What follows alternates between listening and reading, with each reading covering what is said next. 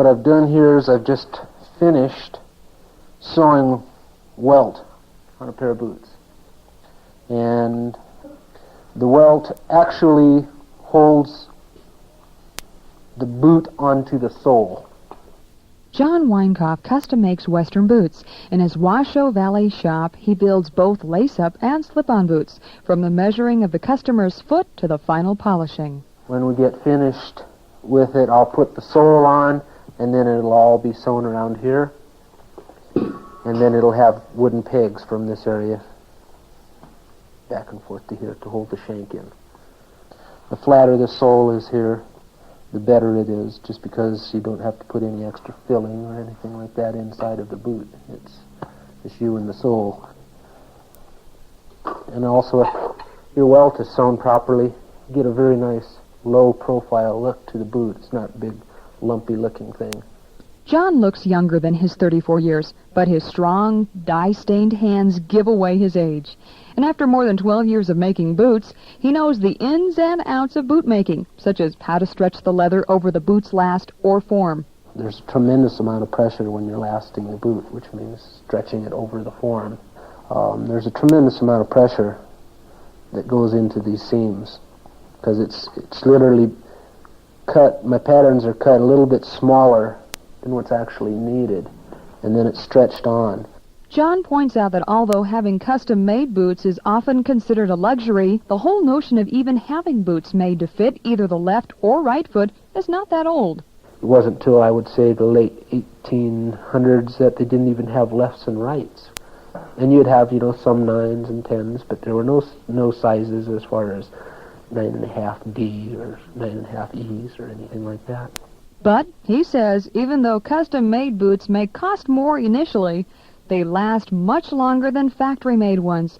They can be resold more often. And, perhaps most important, when made well, they really fit your feet. The hardest thing that I found in making boots is really to get people to let you know how they want them to fit.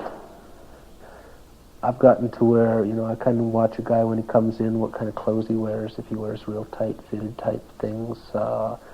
He usually like his things, in general, more fitted, more tight. You get somebody that walks in with the shirt tail hanging out and they got baggy pants on, they like a loose, more comfortable feeling tight fit. None of them are right or wrong. They're what the person wants. They're what makes him feel good. The majority of people that I make boots for usually come here. When a person comes in, I take a measurement to the ball of the foot, the low instep, the high instep, and then the high instep to the base of the heel. And they're your 4 major important points of the foot. He then selects a last that most closely fits these measurements, shapes and adjusts it to correspond exactly to your foot, and begins building the boot. And this, he says, can sometimes be a real challenge. There are a few people, that I can't help. A lot of people have a lot of problems with their feet. You don't realize it until you get into something like I do, and you get some really odd things sometimes. No matter how plain or how exotic a customer wants his boots, John Weinkauf says the greatest challenge is, without a doubt, making them fit. Because that's the bottom line. You're making something that somebody else has to put on their feet. You're making something that is totally a separate entity. You have no way of getting into that boot and feeling it for that man. You have to try it in every way that you can, whether it's through sight, sense of feeling, whatever, to correlate how he wants that thing to fit, and for you to make it and get it on his foot and him have a smile on his face. And that's very difficult.